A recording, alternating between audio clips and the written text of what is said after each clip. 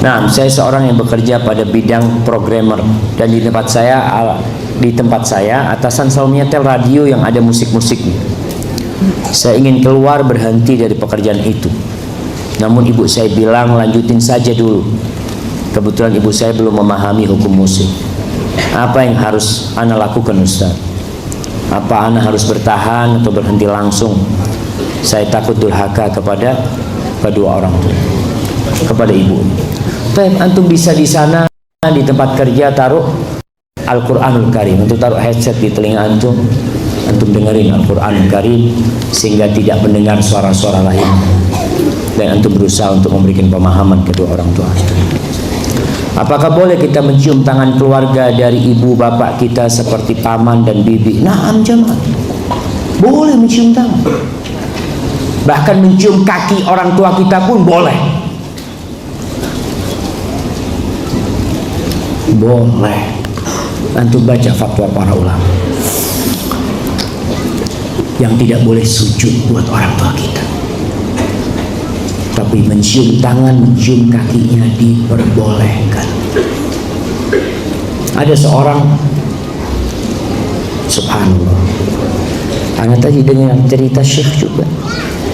Dia cerita ada sohibnya itu, anaknya kalau datang mesti bapaknya dicium tangannya, dicium kakinya, dicium jidatnya. Akhirnya orang-orang di sekitar jadi aneh, ya Allah, kok sampai cium-cium kaki kayak gitu. Kata nih orang, aku nggak pernah nyuruh anakku mencium, nggak pernah. Tapi anak-anak itu melihat aku suka mencium kedua orang tuaku, sehingga dia ikut. Jadi mencium boleh, mungkin memang di sini tidak terbiasa seperti itu. Tapi kalau sujud, ruku buat orang tua tentunya tidak boleh. Tapi mencium diperbolehkan, mencium tangannya paman, bibi, nggak ada masalah, itu mahram. Hadza wallahu a'lam bishawab, yang kita tahu.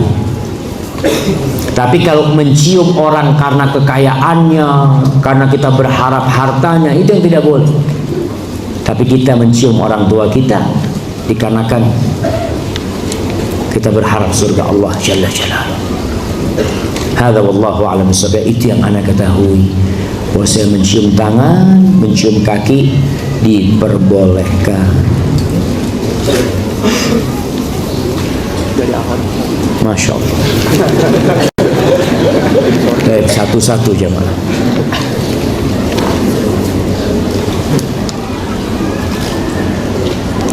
Bagaimana seorang anak perempuan berbakti kepada orang tuanya jika ia mendapat suami jauh dan menetap ikut domisili suami? Masya Allah. Ya, ini pertanyaan penting banget nih. Apa yang harus dilakukan seorang anak perempuan? Yang pertama, jangan menyakiti kedua orang tuanya. Dengan cara apa? Tidak menceritakan masalah dia kepada bapak dan ibunya. Ada perempuan-perempuan sedikit-sedikit curhat sama ibunya. Suamiku kayak gini, keluarga suamiku kayak gini. Itu antum sudah menyakitin kedua orang tua antum. Cukup buat orang tua seorang wanita itu mendengar anaknya berbahagia sama suaminya. Cukup saja. Bahagia orang tua itu. Sampai ada seorang mengatakan, Ustaz, anak ini nggak butuh duit dari anak-anak, anak perempuannya. Enggak. Anak ini cuma butuh satu, melihat anak-anak bahagia sama suaminya, selesai. Tapi kalau seorang anak perempuan sering cerita masalah sama orang tua ini dan itu, antum membebani orang tua anti dua kali. Sudah nggak bisa berbakti, malah menambah beban dan derita. Seperti itu. Ini berkaitan dengan berbakti kepada orang tua. Bagi perempuan ya. Kemudian kalau punya rezeki berbagi. Kalau punya waktu bisa berkunjung ke rumah orang tua, minta sama suami. Artinya istri yang pandai mengambil hati suami, yang pandai mengambil hati suami, insya Allah suami akan memenuhi segala kebutuhan. Istri, bang, anak mau ke tempat orang tua bang ya. Mungkin suami mengatakan, dek, anti minta ke bulan anak antarkan. Ya karena istrinya baik banget sama sama suaminya. Tapi kalau istri yang suka nuntut, minta ini, minta itu, males suaminya. Tapi kalau sang yang tidak pernah menuntut, dia selalu melaksanakan kewajibannya, walaupun sang suami mungkin memberi media, satu saat suaminya akan menawarkan kepada istrinya, dia kepingin apa kau dalam kehidupan ini? Kalau aku bisa berikan, aku berikan kepadamu. Inilah yang membuat anak perempuan bisa berbakti sama kedua orang tuanya. Tapi kalau suka nuntut istri, bang abang bagi sama ibu abang, bagi sama ayah abang, masa nggak bagi sama ibu ana dan ayah ana? Karena kalau tuntutan seperti ini, itu membuat rumah tangga jadi tidak nyaman. Akhirnya istri malah tidak bisa berbakti. Assalamualaikum Ustaz. Waalaikumsalam. Ada seorang wanita sampai akhir hayat tidak memiliki anak kandung, tapi dia mengangkat seorang anak. Pertanyaannya, apakah istighfar anak angkat ini sama derajatnya dengan istighfar anak kandung yang memohonkan ampun untuk orang tuanya yang telah meninggal dunia? Jamaah, yang berbagi anak itu Allah. Ada orang yang berdoa kepingin anak, sampai mati nggak punya anak, maka bersyukur, itu nikmat dari Allah. Bisa jadi kalau anti punya anak, anaknya durhaka. Apa gunanya anak durhaka? Bisa doakan orang tuanya, dirinya sendiri tidak pernah didoakan, apalagi mau mendoakan orang tua. Baik, sekarang bagaimana dengan doa anak angkat? Yang pertama, dalam Islam itu tidak ada anak angkat, yang ada anak asuh. Nggak ada fulan diangkat anak, artinya namanya Syafiq bin Riza, karena diangkat anak sama namanya Muhammad diganti Syafiq bin Muhammad. Nggak ada dalam Islam. Yang ada tetap anak ini nasabnya nyambung sama orang tuanya. Bagaimana kita memiliki anak asuh itu? Kita harus ajaran dia berbakti sama kedua orang tuanya. Kadangkala yang memiliki anak asuh malah anak itu dipisahkan dari orang tuanya. Antum berharap doanya dia, sedangkan antum mengajarin anak itu durhaka sama kedua orang tuanya. Maka ajarkan kepada anak itu berbakti kepada orang tuanya. Sampaikan kepada dia di waktu yang dia sudah cukup umur. Nah, kau itu sebenarnya anaknya fulan, aku antarkan ke sana. Ibumu ini orang baik, bapakmu ini orang baik, cuma ya aku yang kepingin punya anak. Jangan sampai menceritakan keburukan orang tuanya. Kamu itu nggak diurusin sama ibu, nggak diurusin sama bapakmu. Kita mau menanamkan kebencian di diri anak itu. Keburukan itu kita diperintahkan untuk ditutup, bukan dibongkar. Kok malah kita bongkar-bongkar aib orang lain? Maka ajarkan. Perkara dia, bagaimana doa dia nantinya, Allah akan dengarkan doanya. Kalau dia memintakan ampun buat ibu yang mengasuh dia, Allah akan dengarkan. Kalau dia memintakan ampun untuk orang tua kandungnya, Allah akan dengarkan.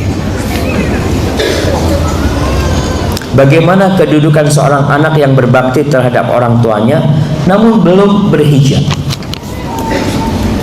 Jamaah, perintah Allah ini banyak, maka kita diperintahkan untuk mengamalkan semua perintah Allah sesuai dengan kemampuan kita. Seorang anak yang belum berhijab, dia berbakti kepada orang tuanya, kebaktian dia ada nilainya. Tapi tidak berhijab dia tentunya dosa, sehingga ada timbangan yang akan menimbang amal soleh dia dan amal buruk dia nantinya. Maka seorang anak berusaha dan jangan meremehkan aturan Allah berkaitan dengan hijab ini, jamaah ya. Anak heran dengan wanita-wanita yang taat dan menurut kepada aturan kantor, nurut banget sama aturan kantor. Digaji berapa tuh? Pegawai-pegawai yang kadang-kala Anda lihat mereka pakai rok pendek, Anda tahu dia ini nggak kepingin pakai rok pendek. Makanya kalau naik motor kadang-kala pakai sarung atau pakai apa? Pakai sarung. Pakai apa? Bukan. Selendang. Iya, selendang. Oh, selendang sama sarung kurang lebih aja. Pakai kain pantai kata dia. Masya Allah. Antum sering ngeliat berarti.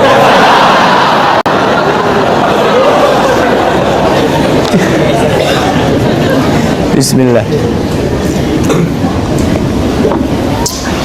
Nah, jadi dia itu taat banget sama aturan kantornya, tapi sama aturan Allah nggak taat. Padahal yang ngasih kedua bola mata Allah, yang ngasih kedua pipi yang putih Allah, yang memberikan rambut yang indah Allah, kedua tangan dari Allah, kedua kaki dari Allah. Allah suruh nggak nurut, tapi digaji 5 juta, nurut, taat, takut diberhentikan, takut menyelisihi aturan, tapi aturan Allah subhanahu wa ta'ala. Ini mungkin pertanyaan juga berkaitan dengan ada orang yang berhijab tapi nggak berbakti sama orang tua. Ketahuilah bahwa saya perintah berbakti kepada orang tua ini setelah perintah bertauhid kepada Allah. Barakallahu fiik. Taat berdosakah anak yang menitipkan anak kepada orang tua sewaktu dia bekerja dengan kondisi orang tua yang minta main dengan cucunya? Kata orang tua, jangan gaji babysitter, sayang duitnya, ibu saja. Subhanallah. Apa yang harus antum lakukan? Antum gaji babysitter, antum kasih duit ibu antum, biar ibu itu senang sama anak itu jamaah nggak lama. Ibu kita gendong anak kita apa, setelah itu sakit pundak. Bener nggak jamaah? Bener. Mungkin anak salah ya. Tapi karena dia kadang-kala merasa berhutang budi sama anaknya, dia akhirnya mau melakukan itu. Dan lihat pertimbangan ibunya apa? Jangan gaji babysitter, sayang duitnya, urusan duit. Maka antum katakan, Bu, duit bisa dicari, tapi ibu nggak boleh capek. Babysitter ada sama ibu dan ada rizki buat ibu juga, bukan gaji buat ibu, tapi nafkah dari anak buat ibunya. Sampaikan kepada ibunya. Maka kalau ada orang yang lebih milih bekerja cari duit, ibunya bekerja ngurus anaknya, antum boleh nanti aja. Kesian ibu kita itu jamaah, kesian sekali. Mungkin dia suka sama cucunya, tapi tetap fisik dia sudah lemah. Ustaz, ayah saya punya 2 istri, poligami, dan ibu saya adalah istri pertama dengan 3 anak yang mapan berkeluarga, yang sudah mapan berkeluarga. Namun anak dari istri kedua ayah masih kecil-kecil. Ayah saya sudah pensiun dan sekarang bekerja di tempat lain, menafkahi anak-anak dari istri keduanya. Pertanyaan saya, apakah kami anak-anak dari istri pertama ayah saya berkewajiban untuk membantu kehidupan keluarga istri kedua ayah saya, karena melihat kehidupan keluarga istri kedua ayah saya yang serba kekurangan? Jamaah, antum berpikir keluarga istri kedua ayah, antum harus tahu kalau ayah punya anak di sana itu adik antum, adik sama bapaknya. Jadi ketika antum berbakti kepada ayah antum, kepada istri ayah antum, sejatinya antum berbakti kepada ayah antum. Ada seorang anak yang masya Allah, anak ini sama ceritanya. Dia punya ayah nikah lagi. Jadi ibunya ini kadang-kala berantem sama istri ayah. Sang ayah ini datang ke Syekh. Syekh, gimana sikap anak Syekh? Kata sang ustaz, dia mengatakan, engkau coba berbakti sama istri ayah. Kalau punya rezeki datang ke sana, temuin adik-adikmu di sana. Subhanallah. Ini orang setiap hari mampir ke rumah ayahnya, datang ke ibu muda ayahnya, dia salaman, dia cari adik-adiknya, dia punya sesuatu berbagi. Akhirnya sang ayah hidup tentram sekali, nggak pernah berantem lagi. Karena kita punya peran bagaimana mendamaikan antara dua rumah tangga ini. Bukan malah kita mengatakan ayah kita zalim, ayah kita seperti ini, seperti itu. Enggak. Maka antum punya kewajiban berbakti kepada ayah antum. Dan termasuk puncak dari kebaktian anak kepada ayahnya adalah menjalin hubungan baik dengan orang-orang yang dicintai ayah kita, sama anak-anak ayah kita yang merupakan adik kita. Barakallahu fikum.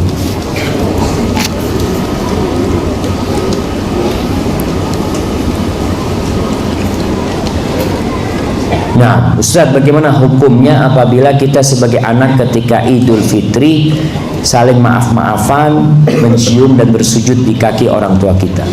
Ya mah, kalau bersujud nggak boleh. Jadi berkaitan dengan mencium tangan dan mencium kaki ini dibahas oleh para ulama dalam permasalahan yang cukup panjang.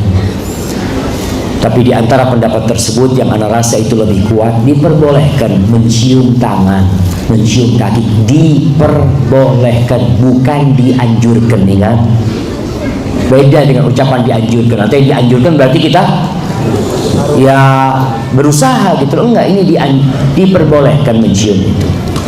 Mencium tangan orang tua kita, kalau bersujud di kaki orang tua kita tidak boleh, jemaah. Pernah Mu'ad bin Jabal sujud kepada Nabi sallallahu alaihi wasallam, enggak boleh. Kata Nabi alaihi salatu wasallam, "Lau amartu ahadan an yasjuda li ahadin la amartul mar'ata an tasjuda li zawjiha." Andai kata aku menyuruh seseorang untuk sujud kepada orang lain, maka aku perintahkan istri bersujud kepada suaminya. Maka nggak boleh sujud kepada seseorang pun.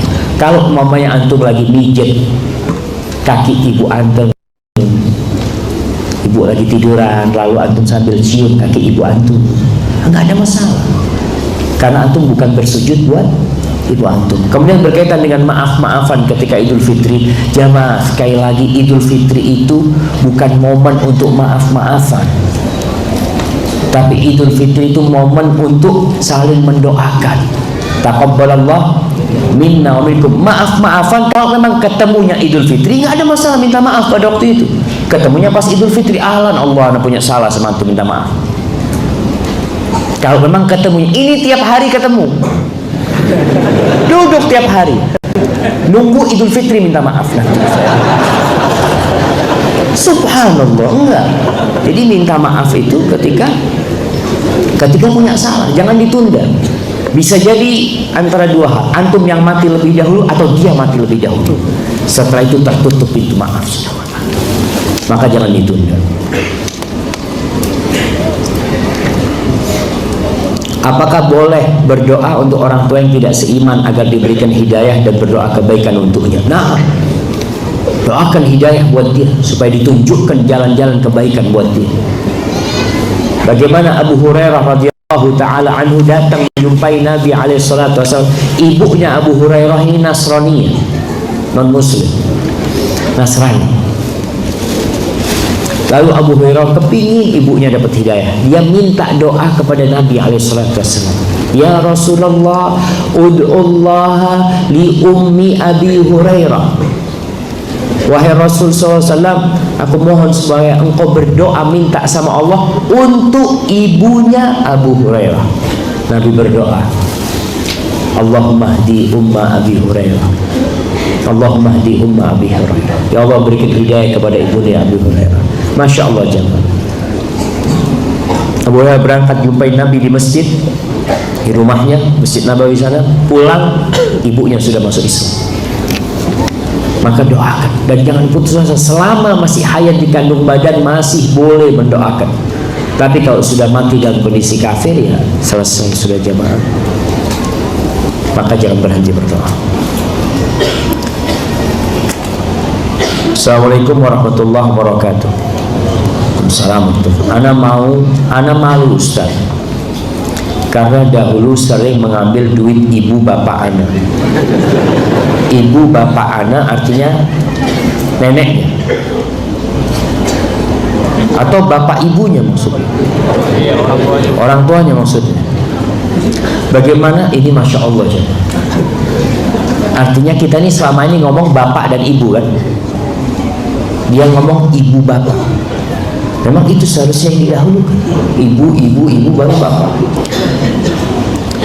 Bagaimana atau penulisannya jamaah karena ibu 3 kali, jadi ibu dan bapak, bukan ibunya 3. Nggak ada ibunya 3 jamaah. Bagaimana cara Anda menembus harta orang tua yang telah Anda ambil untuk membeli barang yang tidak bermanfaat? Baju-baju tengkorak, merah. Mohon doa agar Anda dapat mendakwain orang tua Anda dan dapat merasakan hidayah sunnah. Nah, untuk hal seperti ini antum datang minta maaf sama orang tua, minta dihalalkan. Kalau tidak, antum kumpulin duit, dikira-kira berapa duit yang anak ambil ya. Terus antum datang, ayah, alhamdulillah anak punya rizki ayah, nih rizkinya. Ini sebenarnya ngambil uangnya ayah seperti itu. Jadi minta maaf seperti itu. Nah, kalau antum nggak bisa bayar, antum minta maaf, karena nanti tetap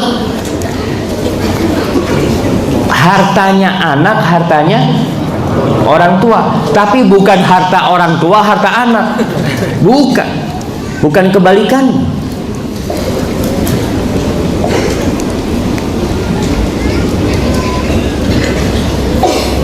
Ini pertanyaannya setiap waktu. Saya mau bertanya, semoga dengan pertanyaan ini bisa membuka wawasan saya. Setiap waktu ibu saya, kakak, bapak selalu berusaha mengajak dan menyemangati saya untuk ikut kajian agar memahami Islam.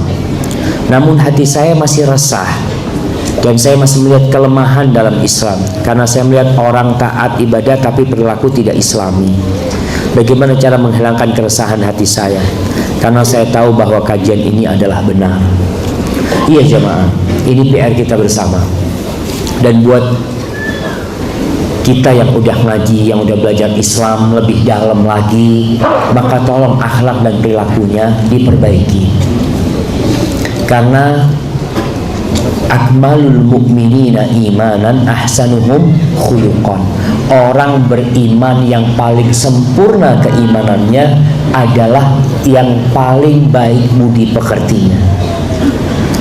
Jadi ini akhwat bertanya karena dia melihat kok akan-akan nggak sejalan gitu loh. Ini orang udah ngaji, Masya Allah, tapi minta jalan aja, mau masuk ke depan nggak dikasih. Kan ada kadang-kala orang kayak gitu, udah ngaji, temennya mau lewat ya, karena di depan ada tempat kosong nggak diisi, dia mau lewat, dipelototin sama dia. Astagfirullahaladzim. Akhlak yang mulia itu tersenyum dan wajah yang berseri-seri. Maka bagaimana akhwat ini menguatkan hatinya? Ketahuilah, kalau anti melihat ada kekurangan di oknum-oknum di umat Islam, maka seharusnya anti menyelamatkan Islam supaya tidak tercoreng dengan mereka. Tunjukkan anti menjadi pionir yang memperbaiki, sehingga bisa memberikan warna yang lebih indah kepada orang-orang yang sudah ngaji. Terus terang jamaah, kita ini masih banyak yang perlu diperbaiki.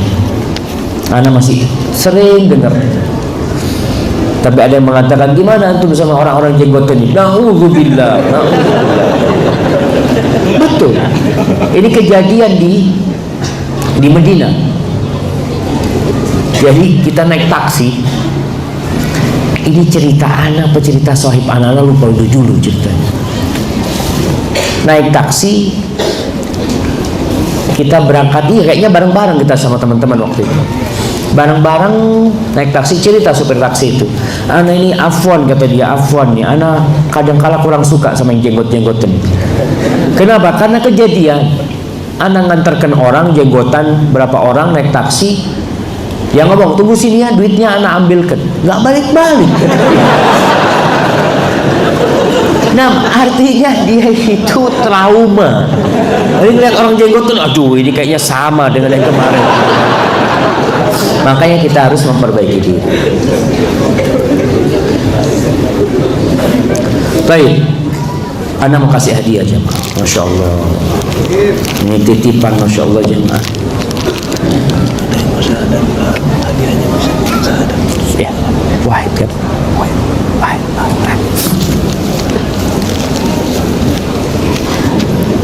Hadiahnya satu buat antum, satu tadi ada satu teman yang mau masuk Islam, yang mau bersyahadat, satu buat dia. Tapi jamaah, antum kalau dikasih dunia dan isinya, kemudian dikasih pilihan surga Allah, antum milih mana? Tinggalkan semua pilihan. Baik, pertanyaannya, siapa nama dua sahabat yang paling berbakti?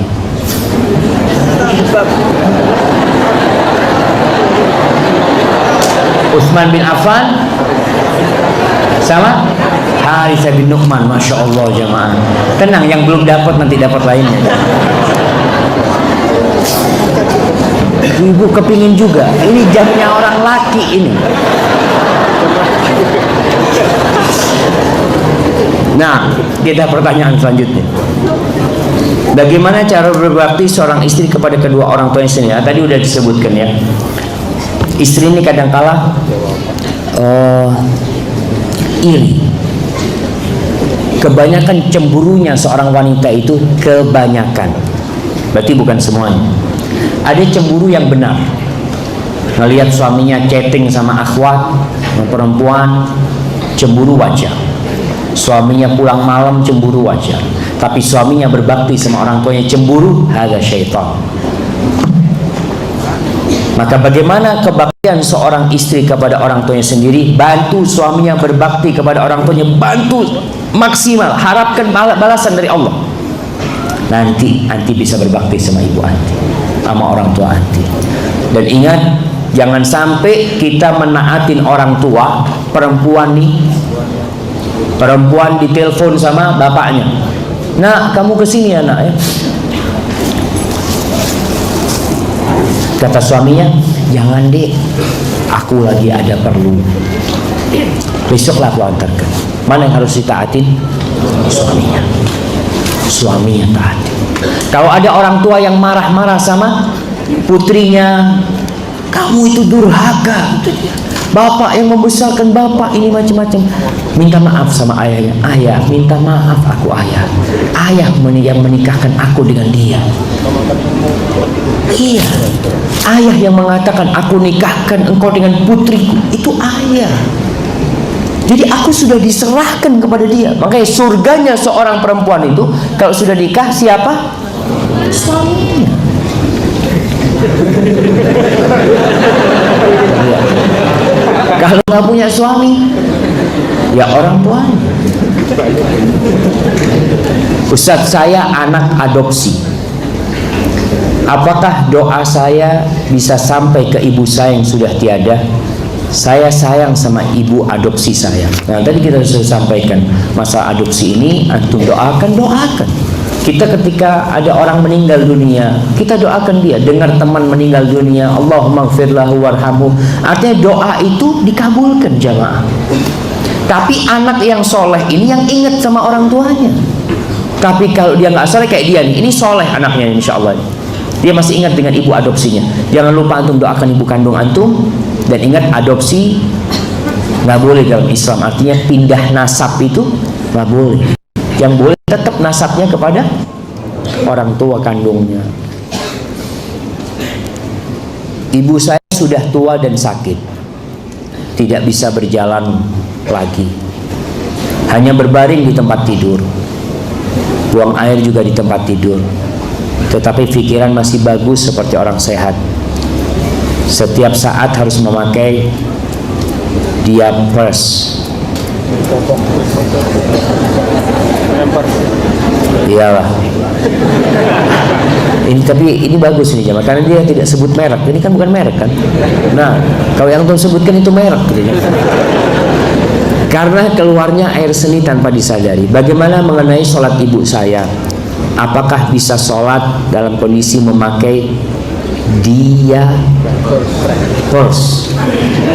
yang ada air seninya dan sholat di tempat tidurnya mungkin juga terkena air seni?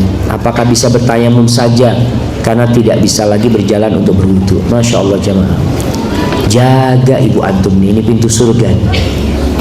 Jaga sholatnya, jaga ibadahnya. Karena ada orang yang gak peduli sama ibadah orang tuanya.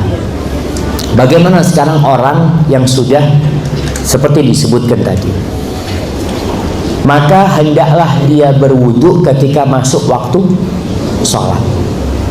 Jadi kalau bisa sholatnya itu seperti di jamak, namanya jamak suri.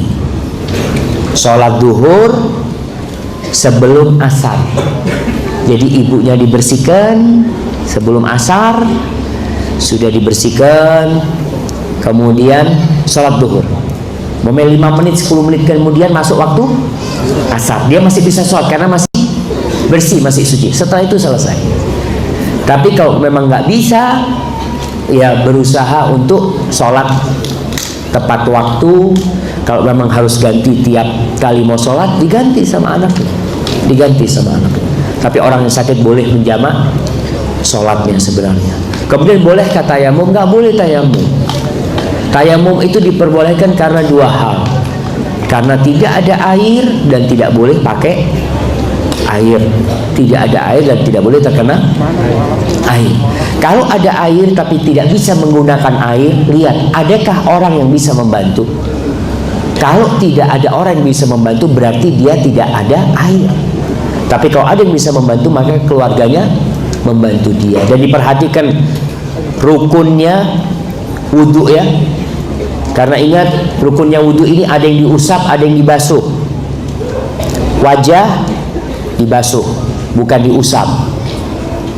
Yang diusap kepala, tangan dibasuh sampai ke siku, kaki dibasuh dan dicuci. Apa perbedaan dibasuh dengan diusap? Para ulama menjelaskan, bedanya itu kalau dibasuh itu ada air yang mengalir.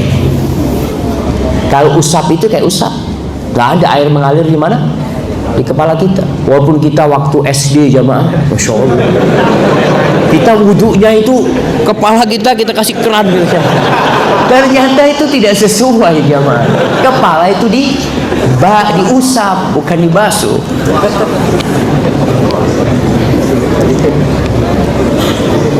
Seperti yang Ustadz sampaikan, jika orang tua kita sudah memasuki usia lanjut, kita harus selalu dekat dengan orang tua.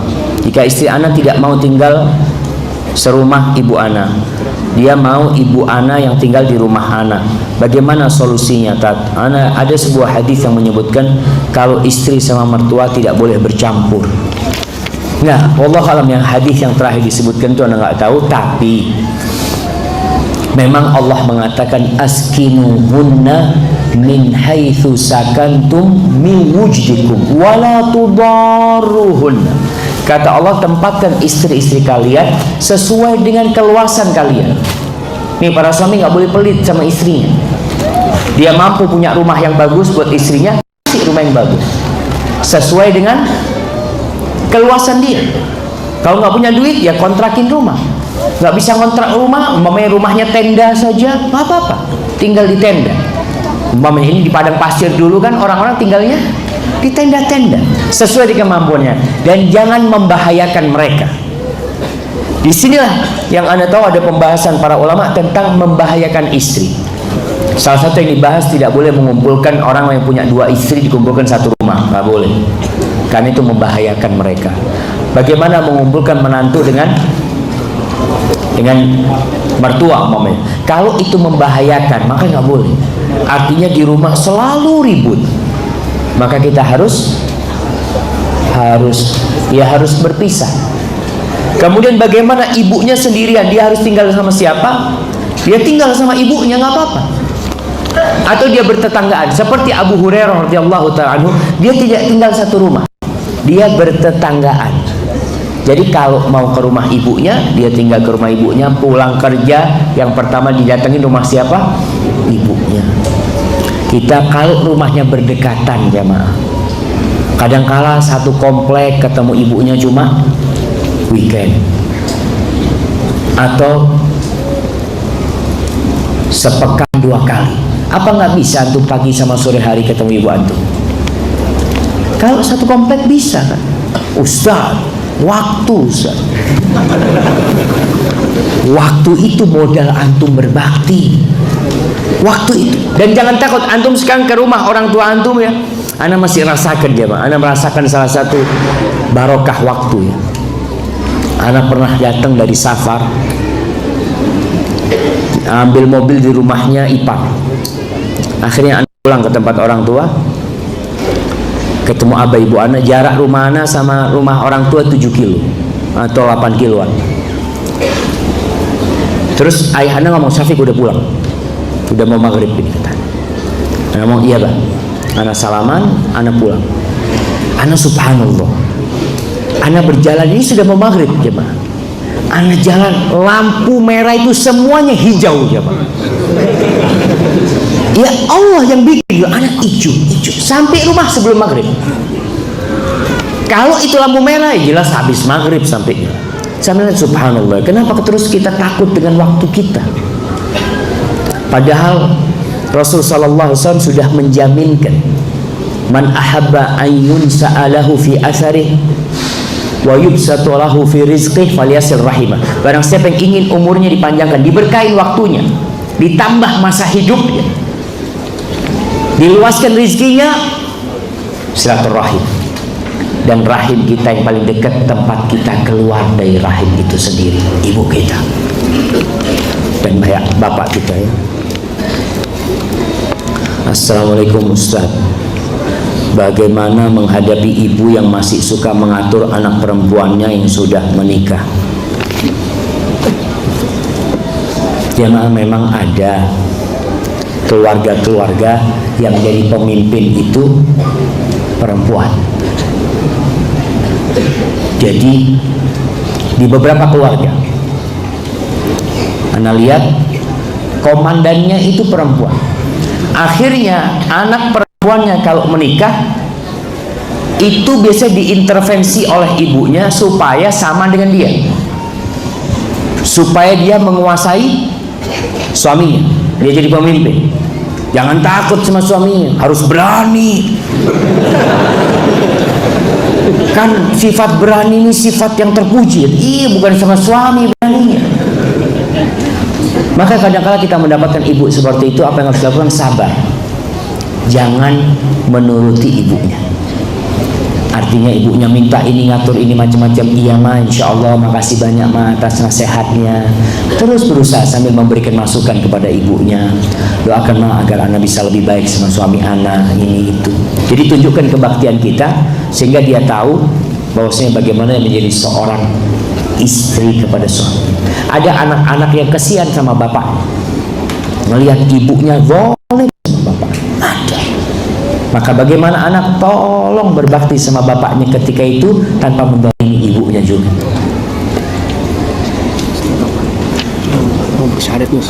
Siap, alhamdulillah ya. Kita mungkin ini ada teman kita yang akan bersyahadat jamaah. Ya Allah ya, man yahdillah fala mudhillalah. Barang siapa yang diberi petunjuk oleh Allah, maka tiada yang dapat menyesatkan dia. Dan sebaliknya, barang siapa yang disesatkan, maka siapa yang dapat memberikan hidayah kepada dia. Baik, mana yang akan bersyahadat? Masya Allah.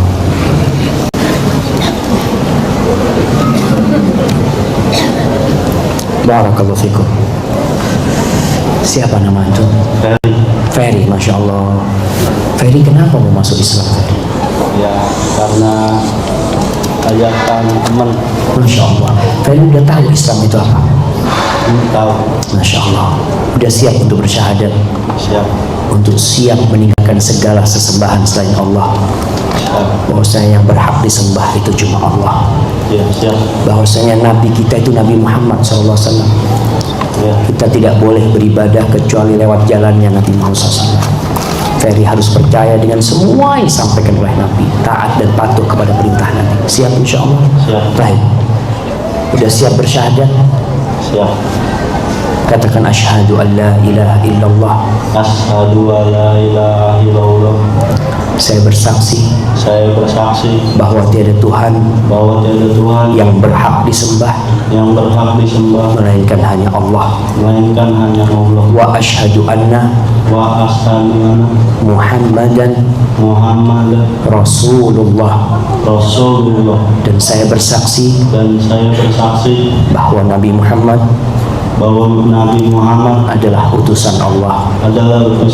Barakallahu fikum. Mudah-mudahan dijaga Allahumma tsabitu alal iman. Allahumma tsabitu biqauli tsabit. Ini ada hadiah buat Ferry. Mudah-mudahan bermanfaat. Terima kasih. Jangan menjauh dari orang soleh. Kadang-kala keluarganya menjauhi, mengucilkan. Sebelumnya apa agamanya Ferry? Udah.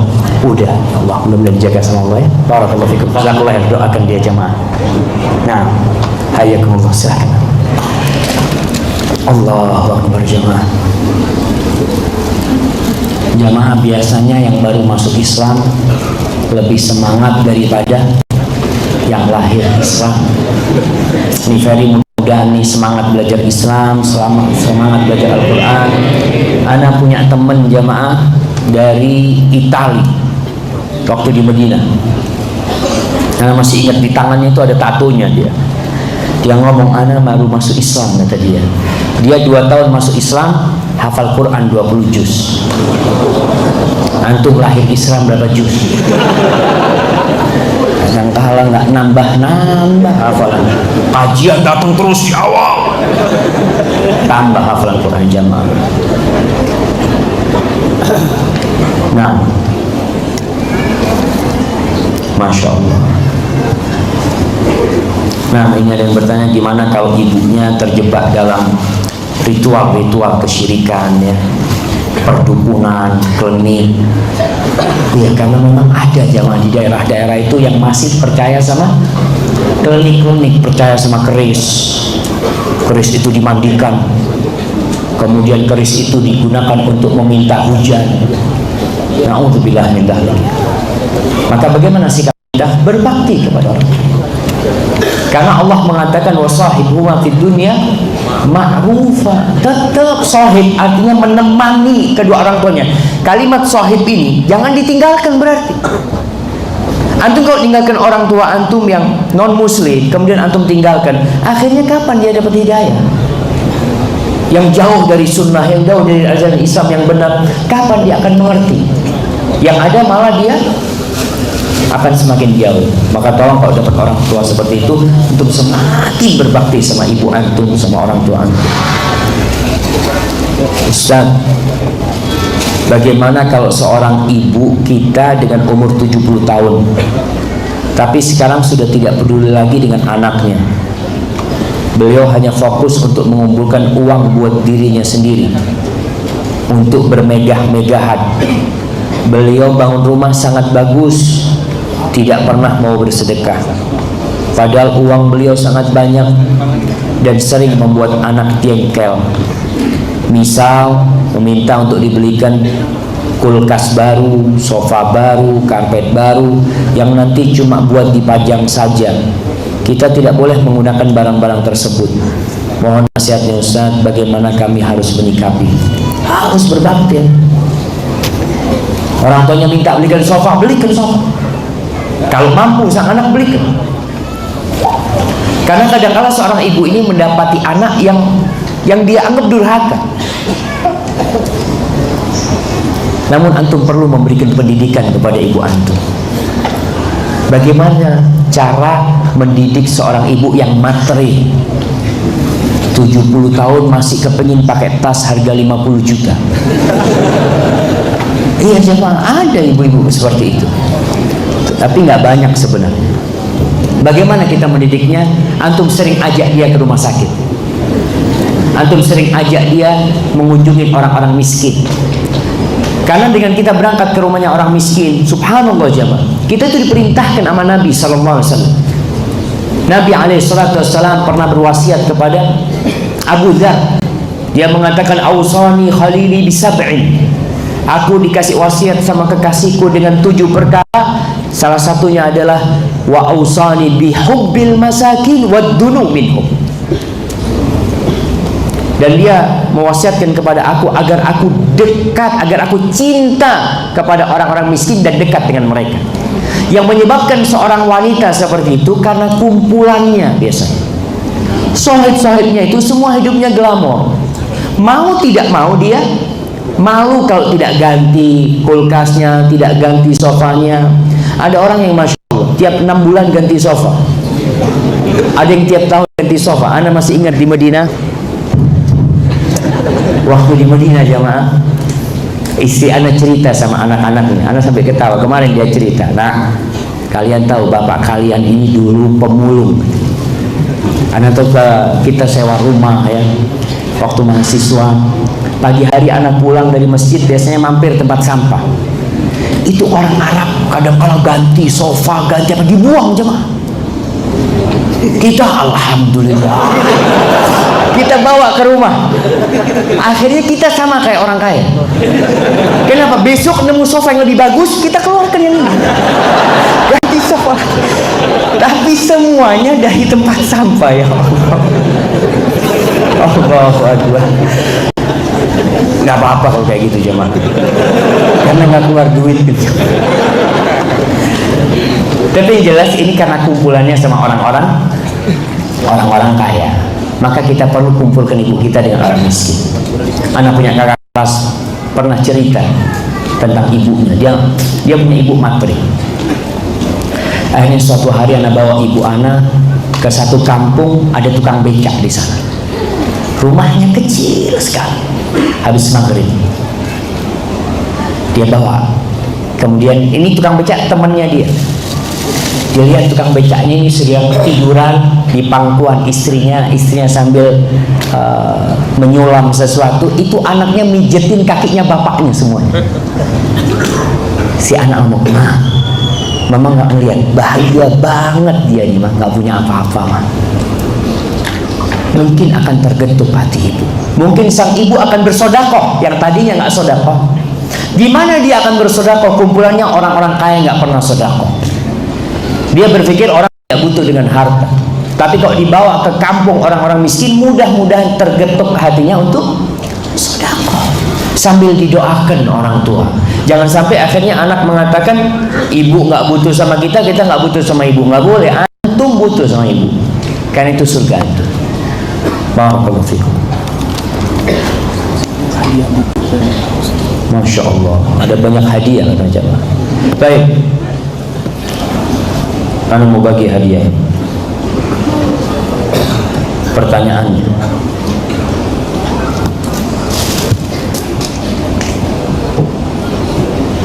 apa pertanyaan?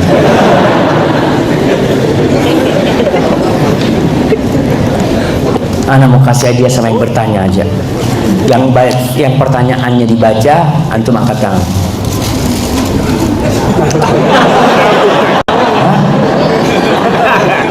Iya, yang pertanyaan dibaca kasih hadiah. Kan nggak apa-apa. Nah, semoga Allah Azza wa Jalla memberikan rahmat kepada kita semua. Amin. Ustaz, ana mencintai istri ana karena Allah. Mana yang tanya ini anak kasih hadiah?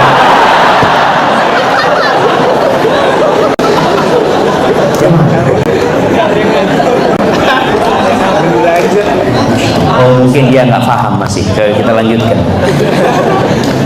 Tapi kurang lebih 2 tahun ini anak kurang bahagia dengan istri anak.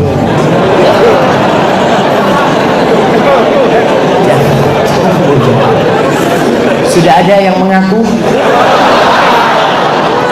Belum ada. Nah, kita lanjutkan ya. Istri ana sudah 2 tahun ini tidak akur dengan ibu ana, tidak pernah tegur atau bicara, karena ibu ana tinggal di rumah, serumah tinggal.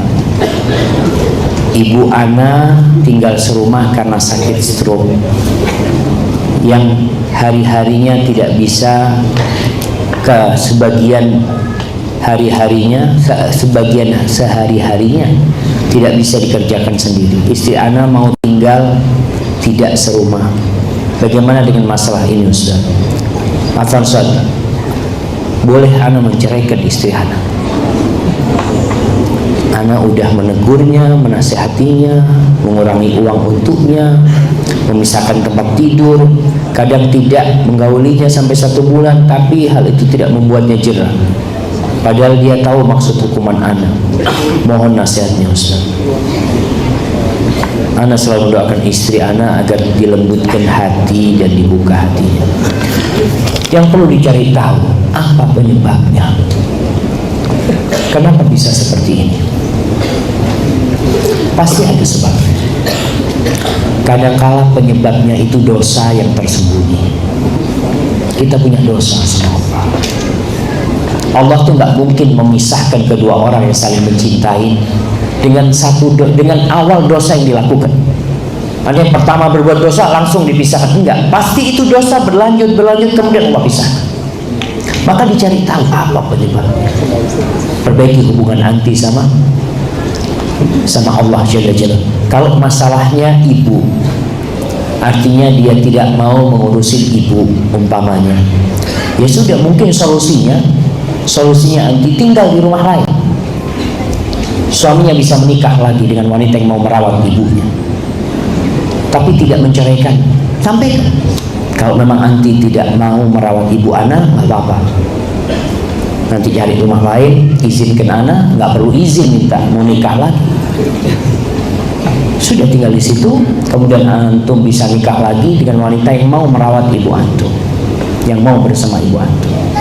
Karena kadang-kala masalahnya memang ada ketidakcocokan atau apa, dan wanita-wanita yang baik dia akan nerima, ya sudah, anak memang nggak bisa, afan banget nggak bisa, silahkan cari perempuan lain yang mungkin bisa merawat ibu.